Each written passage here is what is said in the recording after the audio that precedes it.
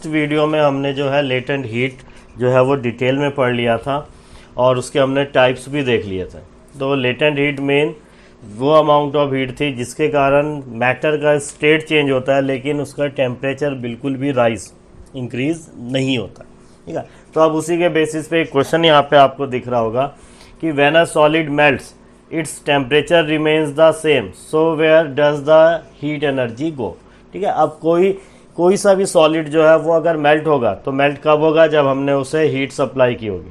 पर कह रहा है सॉलिड जब मेल्ट हो रहा होता है तो टेम्परेचर जो है सेम रहती है तो हीट जाती कहाँ है। तो हमें सीधा सा कंसेप्ट हमें पता है और कह सकते हो आप उसका आंसर क्वेश्चन में ही है कि हीट कहाँ जाती है। तो हीट उस सॉलिड को क्या करने में यूज अप होती है, मेल्ट करने में।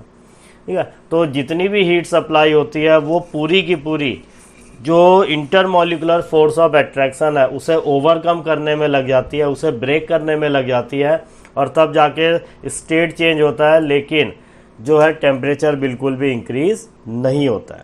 ठीक है, तो इस तरीके से आप ये आंसर देख सकते हैं कि the heat gets used up in changing the state by overcoming the force of attraction between particle. फिर वही हमारा क्वेश्चन में से आ जाएगा, so it's temperature remains the same. ठीक है, तो ये एक क्वेश्चन था।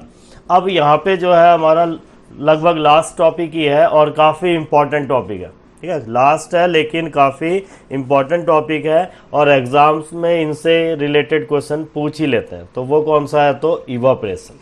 ठीक है, तो हो सकता है आपने प्रीवियस क्लासेस में पढ़ रखा होगा इवापोरेशन।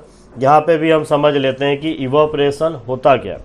तो हमने एक प्रोसेस पढ़ी थी बॉइलिंग, या जिसे हमने वेपोराइजेशन कहा था। तो उसमें हमने कहा था कोई लिक्विड होगी और उसे हम हीट सप्लाई करेंगे और वो वेपर्स में कन्वर्ट होती है। तो वो प्रोसेस थी हमारी बॉइलिंग या वेपोराइजेशन। पर इवापोरेशन में भी सेम यही चीज़ होती है कि जो लिक्विड या वाटर होती है वो किस में कन्वर्ट होती है, वेपर्स में। फिर डिफरेंस क्या है दोनों में, तो जो बॉइलिंग प्रोसेस है वो एक पर्टिकुलर टेम्परेचर से ही स्टार्ट होती है जो उसका क्या कहलाता है, बॉइलिंग पॉइंट। और इवापोरेशन जो है वो उस पर्टिकुलर लिक्विड के बॉइलिंग पॉइंट से बिलो टेम्परेचर पे भी स्टार्ट हो जाती है। मतलब अगर हम बॉइलिंग कहेंगे तो बॉइलिंग में हमें क्या होगा, एक फिक्स टेम्परेचर होगा जहां से वो लिक्विड वेपर्स में कन्वर्ट होना स्टार्ट होता है। लेकिन अगर हम उसी लिक्विड का इवापोरेशन कहेंगे तो वो उसके बॉइलिंग पॉइंट से काफ़ी लो टेम्परेचर पे भी प्रोसीड हो जाता है, वेपर्स में कन्वर्ट होना स्टार्ट हो जाता है। तो वो प्रोसेस कहलाता है इवापोरेशन। क्यों हो जाता है अभी मैं आपको बताऊंगा। तो इवापोरेशन की डेफिनेशन सिंपल सी आप देख लीजिए, the phenomena of change of a liquid into vapours. ठीक है, ये तो बॉइलिंग में भी था, पर आगे है difference at any temperature below it's boiling point. ठीक है, तो जो उसका बॉइलिंग पॉइंट है उससे लो टेम्परेचर पे भी जो है वो चेंजेस अगर टेक्स प्लेस हो रही है तो वो बॉइलिंग नहीं, वो क्या कहलाएगी, इवापोरेशन। ठीक है, तो इस तरीके से ये इवापोरेशन की हमने यहाँ पे क्या है डेफिनेशन देखी। अब जो है दोनों में जो हम डिफरेंस की अगर हम बात करें कि दोनों में तो स्टेट चेंजेस तो सेम है। फिर वो फिक्स 100 डिग्री सेल्सियस पे वाटर बॉईल होता है, लेकिन इवापोरेशन होता है तो काफ़ी लो टेम्परेचर पे भी हो जाता है। तो इसे आप ऐसे समझिए कि जो बॉइलिंग प्रोसेस होता है वो बल्क फिनोमेना है। ठीक है, बॉइलिंग प्रोसेस जो है वो बल्क फिनोमेना है, वो पूरा इंटीरियर पार्ट से प्रोसीड होता तब जाके फाइनली लिक्विड जो है वेपर्स में चेंज होता है। लेकिन इवापोरेशन जो है वो सरफेस फिनोमेना है, उसको बॉटम से या इनर पोर्शन के मॉलिक्यूल से कोई लेना देना नहीं है। सरफेस के ही मॉलिक्यूल्स डायरेक्टली जो है वो वेपर्स में कन्वर्ट होना स्टार्ट हो जाते हैं। तो इस कारण से क्या है, टेम्परेचर वेरिएशन आता है कि बॉइलिंग आप जब भी बोलोगे तो आप कोई कंटेनर लोगे, उस कंटेनर में हमने वाटर रखा और कंटेनर के बॉटम से उसे हीट सप्लाई करना स्टार्ट किया। ठीक है, आप अपने किचन में जो है वो एलपीजी बर्नर जो है उसके ऊपर आपने कोई बर्तन रखी और उसमें वाटर फिल कर दिया, गैस आपने ऑन कर दिया। तो अब क्या होगा, पहले वो पूरा कंटेनर गर्म होगा। ठीक है, पूरा कंटेनर जो है गर्म होगा, फिर वाटर जो बॉटम पे है वो गर्म होना स्टार्ट होगा और फिर जो है थोड़ा और ऊपर ऊपर ऊपर ऊपर और सरफेस का वाटर सबसे आखिरी में वार्म होगा या गर्म होगा और तब जाके वो वेपर्स में कन्वर्ट होता है। ठीक है, समझ गए आप। बॉइलिंग में पहले कंटेनर पूरा हीट अप होगा, फिर बॉटम में जो वाटर है वो हीट अप होंगे, तब फाइनली आखिरी में जाके सरफेस का वाटर जो है वार्म होगा, गर्म होगा, तब उसके मॉलिक्यूल्स के बीच में जो फोर्स ऑफ अट्रैक्शन है वो ब्रेक होगा, तब जाके वो वेपर्स में जाता है। तो इन सब में जो है टेम्परेचर 100 डिग्री सेल्सियस पे तक पहुंच जाती है, इसीलिए हम कहते हैं वाटर की बॉइलिंग पॉइंट 100 डिग्री सेल्सियस है। पर मैंने इवापोरेशन को कहा सरफेस फिनोमेना, तो इवापोरेशन नेचुरल प्रोसेस है और इसमें जो है कोई हम कंटेनर नहीं लेते। आपने नॉर्मली पढ़ा होगा कि फॉर्मेशन ऑफ क्लाउड, तो उसमें हम क्या कहते हैं, जो हमारे वाटर रिसोर्सेस हैं, ठीक है, जो हमारे वाटर रिसोर्सेस है, रिवर है, लेक है, उनमें क्या है, सनलाइट फॉल होती है और तब सरफेस से वाटर वेपर्स में कन्वर्ट होता है, ठीक है। तो ये जो कन्वर्जन हुआ वाटर इनटू वेपर्स, उस समय तो टेम्परेचर 100 डिग्री सेल्सियस नहीं होता। नॉर्मली आप समर सीजन में मान लीजिए 30 डिग्री, ठीक है, उससे भी कम पे भी 25 डिग्री है, तब भी इवापोरेशन प्रोसीड होता है। क्यों? क्योंकि ये सरफेस फिनोमेना है, सनलाइट डायरेक्ट सरफेस के वाटर मॉलिक्यूल्स पे फॉल होती है और उन मॉलिक्यूल्स के बीच में फोर्स ऑफ अट्रैक्शन ब्रेक होता है और तब वो वेपर्स में कन्वर्ट होते हैं। तो ना इवापोरेशन के केस में ना ही कोई कंटेनर है, ना ही हमने पूरा नीचे से लेके ऊपर तक वाटर को वार्म करना है, गर्म करना है, इसलिए ये काफ़ी लो टेम्परेचर पे भी प्रोसीड हो जाता है। तो कभी एग्जाम में डिफरेंस आ जाता है, difference between boiling and evaporation. तो मैंने आपको 2 पॉइंट्स तो लगभग बता दिए। एक तो बॉइलिंग की प्रॉपर डेफिनेशन आ जाएगी, एक इधर इवापोरेशन की डेफिनेशन हो जाएगी। एक पॉइंट ये हो गया। दूसरा पॉइंट हम कह सकते हैं जो बॉइलिंग है वो क्या था, बल्क फिनोमेना, पूरा इंटीरियर पार्ट से स्टार्ट होता है, और इवापोरेशन क्या है, सरफेस फिनोमेना, ठीक है। तो इस तरीके से ये 2 पॉइंट्स हो जाएंगे, ठीक है। तो आप, आई होप आपको ये इवापोरेशन समझ आ गया होगा और ये बॉइलिंग से कैसे डिफर है वो भी आपको समझ आ गया होगा। तो अब यहाँ पे जो है हमने कुछ और कंसेप्ट देख लेते हैं। तो इवापोरेशन हमने देखा, अब यहाँ पे जो है उससे रिलेटेड कुछ पॉइंट दिया तो वो मैंने आपको समझा दिया है, वो आप यहाँ पे पढ़ के देख लेना। तो वही लिखा ही हुआ है कि इवापोरेशन कैसा है, सरफेस फिनोमेना, ठीक है, ये मेन है। इसी कारण से ये अपने बॉइलिंग पॉइंट से काफ़ी लो टेम्परेचर पे भी क्या होता है, परफॉर्म हो जाता है, ठीक है। तो अब जो है ये तो हो गया। अब इसके बाद जो है हमने जो टॉपिक देखना ये और इम्पॉर्टेंट है, क्या है, फैक्टर अफेक्टिंग इवापोरेशन, ठीक है। एक तो इवापोरेशन की डेफिनेशन और सेकंड वन जो है उसको अफेक्ट करने वाले फैक्टर्स।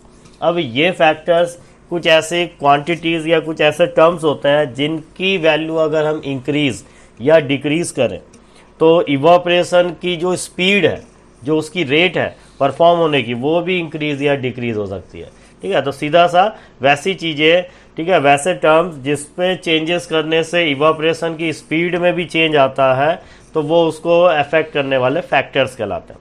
4 हमने फैक्टर्स देखने हैं और इन 4 फैक्टर में से 3 जो है वो पॉजिटिव इफेक्ट शो करते हैं। मतलब इन फैक्टर्स को अगर मैं इंक्रीज़ करूँ तो इवापोरेशन की स्पीड भी इंक्रीज़ होती है, पर एक फैक्टर नेगेटिव इफेक्ट क्रिएट करता है, उसकी अमाउंट या उसकी वैल्यू अगर ज़्यादा होगी तो इवापोरेशन क्या होता है, स्लो डाउन। तो आप अभी ये फैक्टर समझेंगे उससे पहले माइंड में ये रख लीजिए, इवापोरेशन मतलब लिक्विड वेपर्स में कन्वर्ट हो रहा है, ठीक है। इतना आप ध्यान रखिएगा, तब ये फैक्टर्स को आप रिलेट कर पाओगे, ठीक है। वो लिक्विड को या वाटर को हमने किस में कन्वर्ट करना है, वेपर्स में। अब पहला फैक्टर जो है वो है टेम्परेचर, ठीक है। तो पहला फैक्टर होता है टेम्परेचर, सेकंड फैक्टर जो है हम कह सकते हैं विंड स्पीड, थर्ड फैक्टर जो है हमारा हम कह सकते हैं सरफेस एरिया, और फोर्थ जो है वो कौन सी है, ह्यूमिडिटी। तो मैंने ज़्यादा इन्फॉर्मेटिव बनाते हुए पॉजिटिव जो उनका इफेक्ट हो रहा है उसके अकॉर्डिंग लिख दिया। तो फर्स्ट फैक्टर जो है an increase in of temperature, तो आप नॉर्मल टेम्परेचर भी वो फैक्टर कह सकते हो। मैंने तो साथ ही साथ बता दिया कि अगर हम इंक्रीज करेंगे तो क्या इफेक्ट होगा। तो लिक्विड को वेपर्स में कन्वर्ट करना है और अगर आप टेम्परेचर बढ़ाओगे तो वो लिक्विड को ज़्यादा से ज़्यादा हीट मिलेगी और वो जल्दी जल्दी वेपर्स में कन्वर्ट होगा। इसका मतलब क्या हुआ, अगर टेम्परेचर हम इंक्रीज करेंगे तो क्या होगा, जो इवापोरेशन की स्पीड है वो भी क्या हो जाएगी, इंक्रीज हो जाएगी, ठीक है। इसे आप सिंपल वे में समझ लीजिए, मैं इसे ऐसे ही समझाता हूँ। मान लो आपने अपने 2 टी शर्ट धो दिए, ठीक है, और एक टी शर्ट को आपने घर के अंदर किसी रूम पे टांग दिया सूखने के लिए और एक को बाहर धूप में टांग दिया आपने। अब कौन सी टी शर्ट पहले सूख जाएगी, तो आप तुरंत बोलेंगे जो बाहर धूप में हमने टांग रखी है वो जल्दी सूख जाएगी। अब मैं पूछूंगा क्यों, तो आप फिर रीज़न बता दोगे कि वहाँ पे टेम्परेचर क्या है, ज़्यादा है बाहर, और इस कारण से वाटर जो है उसमें वो जल्दी जल्दी वेपर्स में कन्वर्ट हो जाएगा। तो सिंपल सा कंसेप्ट था, अगर हम टेम्परेचर इंक्रीज करते हैं तो जो रेट ऑफ इवापोरेशन है वो भी क्या हो जाती है, इंक्रीज। और इसका रिवर्स भी है, अगर आप टेम्परेचर डिक्रीज करोगे तो इवापोरेशन की रेट या स्पीड है वो भी क्या हो जाएगी, डिक्रीज हो जाएगी। ठीक है, तो ये हो गया कौन सा, तो इफेक्ट ऑफ किसका, तो टेम्परेचर का। ठीक है, अब यहाँ पे जो है दूसरा फैक्टर हम देख लेते हैं, वो कौन सा है, तो एन इंक्रीज। सेकेंड फैक्टर जो है वो क्या है, विंड स्पीड, और इसका भी मैंने जो पॉजिटिव इफेक्ट है वो उसके साथ ही लिखा है, तो an increase in wind speed. Wind speed मतलब कोई आंधी तूफान नहीं है, नॉर्मली जो एयर प्रेजेंट है उसके पार्टिकल्स मोशन में होते हैं, पर थोड़ा कंसिडरेबल स्पीड होगी अगर एयर की तो वो विंड कहलाता है। तो विंड स्पीड का कंसेप्ट, तो अगर एयर की स्पीड या एयर के पार्टिकल्स की काइनेटिक एनर्जी इंक्रीज होगी, ठीक है, एयर थोड़ा फास्ट मूव कर रहा होगा, तो जो इवापोरेशन है वो भी फास्ट हो जाता है। मतलब ये भी पॉजिटिव इफेक्ट है, increase in wind speed also increases the rate of evaporation. ठीक है, और रिवर्स इफेक्ट क्या है, अगर विंड स्पीड हम क्या करेंगे, डिक्रीज करेंगे, तो जो इवापोरेशन है उसकी स्पीड या उसका रेट भी स्लो डाउन हो जाएगा। ठीक है, अब इसे भी समझना है, तो इसे हम ऐसे समझते हैं, वही सेम दो टी शर्ट हमने धो लिए, अब घर के अंदर एक टी शर्ट को एक रूम में डाल दिया और दूसरे टी शर्ट को दूसरे रूम में डाल दिया। बस क्या किया, एक रूम में हमने फ़ैन ऑन कर दिया। ठीक है, तो एक रूम में नॉर्मल टी शर्ट डली है, वहाँ फैन ऑन नहीं है, और दूसरे रूम में हमने फ़ैन ऑन कर दिया। अब कौन सा टी शर्ट पहले सूख जाएगा, तो आप आंसर बता दोगे कि जिस रूम में हमने फ़ैन स्टार्ट कर रखा है उस रूम में रखा हुआ टी शर्ट, धो के रखा हुआ टी शर्ट पहले सूख जाएगा, उससे वाटर वेपर्स में जल्दी कन्वर्ट हो जाएंगे। वाटर वेपर्स में जल्दी कन्वर्ट होंगे मतलब इवापोरेशन फास्ट होगी। रीज़न क्या थी, एयर के मोशन के कारण भी वाटर को वेपर्स में कन्वर्ट होने में हेल्प मिलता है। कैसे, तो एयर के से जो वाटर मॉलिक्यूल है वो हीट लेते हैं। ठीक है, एयर में जो थोड़ी बहुत हीट है उसको वो वाटर मॉलिक्यूल्स ले लेते हैं और वेपर्स में कन्वर्ट होता है। तो इस हिसाब से ये दूसरा फैक्टर। अब तीसरा जो फैक्टर है वो भी पॉजिटिव इफेक्ट क्रिएट करता है, तो वो फैक्टर हम देख लेते हैं, वो कहलाता है सरफेस एरिया। ठीक है, फैक्टर जो है वो क्या है, सरफेस एरिया। पर सरफेस एरिया मैंने कहा पॉजिटिव इफेक्ट है, तो यहाँ पे भी हम उसमें इंक्रीज इन सरफेस एरिया देख लेंगे। तो सरफेस एरिया क्या होता है, वो एरिया जिससे वो कांटेक्ट में आते हैं, कि कोई दो ऑब्जेक्ट है और दो ऑब्जेक्ट जिस सरफेस या एरिया से कांटेक्ट में आते हैं वो उसका सरफेस एरिया कहलाता है। ठीक है, तो इस तरीके से जो अगर सरफेस एरिया बढ़ जाएगी तो जो रेट ऑफ इवापोरेशन है वो भी क्या हो जाती है, इंक्रीज हो जाती है। ठीक है, इसको मैं दो एग्जांपल बता देता हूँ। एक तो हमारा एनसीईआरटी में क्वेश्चन भी है, ठीक है, एक जो नहीं है वो वाला पहले सुन लीजिए। आपने सेम वही दोनों टी शर्ट धोए और दोनों को एक ही रूम में डाल दिया, पर एक को आपने वायर पे स्प्रेड करके फैला के डाल दिया और एक को जो है वो जैसे धोने के बाद इकट्ठा रहता है वैसे ही रख दिया, मतलब फैला के नहीं डाला, नॉर्मली ऐसे ही टेबल के ऊपर रख दिया उसे कलेक्टेड फॉर्म में। अब कौन पहले सूख जाएगा, ठीक है, तो आप बता दोगे कि जिस टी शर्ट को हमने फैला के टांग रखा है वो जल्दी सूखेगा, और जिसे हमने टेबल पे ऐसे इकट्ठा करके रखा हुआ है वो देर में सूखेगा, और अगर सरफेस से सूख भी जाएगा अंदर गीला गीला रहेगा। तो यहाँ कौन सा फैक्टर काम कर रहा है, ये सरफेस एरिया। जिस टी शर्ट को हमने फैला के रखा हुआ है उसकी सरफेस एरिया ज़्यादा है, तो ज़्यादा सरफेस एरिया होने के कारण हर एक पोर्शन पे एयर भी हिट कर रही है, टेम्परेचर को भी मिल रहा है, तो हर एक पोर्शन से वाटर मॉलिक्यूल वेपर्स में कन्वर्ट होता है, तो इवापोरेशन फास्ट होती है। पर जिस टी शर्ट को, गीले टी शर्ट को हमने टेबल पे ऐसे कलेक्टेड फॉर्म में रखा है, तो उसके ऊपर ऊपर का तो सरफेस एयर से या टेम्परेचर के कांटेक्ट में आएगा, इनर पोर्शन वाले जो है वो कांटेक्ट में नहीं आएंगे, क्योंकि सरफेस एरिया कम है, और इस कारण से उसमें से इवापोरेशन फास्ट नहीं होगी। ठीक है, अब ये इसे दूसरा एग्जांपल ले लीजिए। हॉट मिल्क या जो टी है, ठीक है, गर्म दूध या चाय जो है उसे आप कप में डाल के रखिए और पीने की कोशिश करिए, तो वो काफ़ी देर तक गर्म रहती है। और वही अगर उस हॉट मिल्क या हॉट टी को आप सॉसर, ठीक है, वो कप प्लेट जो रहता है, तो वो प्लेट में अगर हम डाल दें तो वो थोड़ी जल्दी ठंडी हो जाती है। ठीक है, ईजिली पिया जाता है। ठीक है। तो यहाँ पे भी क्या हुआ, सरफेस एरिया का कंसेप्ट है। गरम चाय या गरम दूध है, उसमें वाटर कंटेंट है और वो वेपर्स में कन्वर्ट होंगे, पर कप में क्या है, सिर्फ सरफेस एरिया कम होता है। ठीक है, ऊपर ऊपर से जो है सरफेस एरिया क्या होता है, कम होता है। लेकिन सॉसर जो आप प्लेट कह रहे हैं, तो उसमें अगर हमने गरम दूध या गरम चाय डाल दी तो वो फैल गई है, सरफेस एरिया बढ़ गई है, और सरफेस एरिया बढ़ गई तो ज़्यादा पोर्शन से जो वाटर कंटेंट है उसमें वो वेपर्स में जाएगी और वो जल्दी से ठंडी हो जाएगी। तो इस तरीके से ये है। ठीक है, तो अब जो फोर्थ फैक्टर है हमारा, ठीक है, इसका उल्टा इफेक्ट है। मतलब इसे अगर हम इंक्रीज़ करते हैं या इसका अमाउंट ज़्यादा होता है तो रेट ऑफ इवापोरेशन डिक्रीज़ हो जाता है। तो वो कौन सी है, तो ह्यूमिडिटी। तो अब हमने ये फैक्टर ह्यूमिडिटी देख लेना है। तो इस ह्यूमिडिटी की अगर हम बात करें तो मैंने जो इफ़ेक्ट है इसका उसके साथ ही लिखा है, डिक्रीज़ इन ह्यूमिडिटी। तो ह्यूमिडिटी वैसे होती क्या है, तो ह्यूमिडिटी होती है एयर में जो वाटर का अमाउंट प्रेजेंट है वो ह्यूमिडिटी कहलाती है, और इसकी एक मैक्सिमम लिमिट होती है कि उससे और ज़्यादा नहीं आ पाएगा। ठीक है, एयर में वाटर वेपर का जो कंटेंट है या वाटर वेपर के लिए जो जगह होती है वो लिमिटेड है। तो अगर प्रेजेंट है तो ह्यूमिडिटी है, ज़्यादा प्रेजेंट है तो ज़्यादा ह्यूमिडिटी है, कम वाटर वेपर प्रेजेंट है एयर में तो ह्यूमिडिटी कम है। अब हम कह रहे हैं अगर ह्यूमिडिटी कम होगी तो रेट ऑफ इवापोरेशन बढ़ेगा, और मतलब ह्यूमिडिटी अगर ज़्यादा होगी तो रेट ऑफ इवापोरेशन क्या हो जाएगा, स्लो। ठीक है, तो इसको उल्टा इफेक्ट हो गया। अब इसे आप सिंपल जो है एग्जाम्पल से समझ लीजिए। वैसे मैंने क्या कहा, एयर में वाटर वेपर का एक अमाउंट होता है, और अगर वो अमाउंट पहुंच चुका है, मतलब उस अमाउंट के आसपास है वाटर वेपर एयर में, तो और ज़्यादा वाटर वेपर्स में कन्वर्ट होके एयर में नहीं जाएगा, क्योंकि ऑलरेडी वाटर वेपर का लेवल एयर में सफिशिएंट है।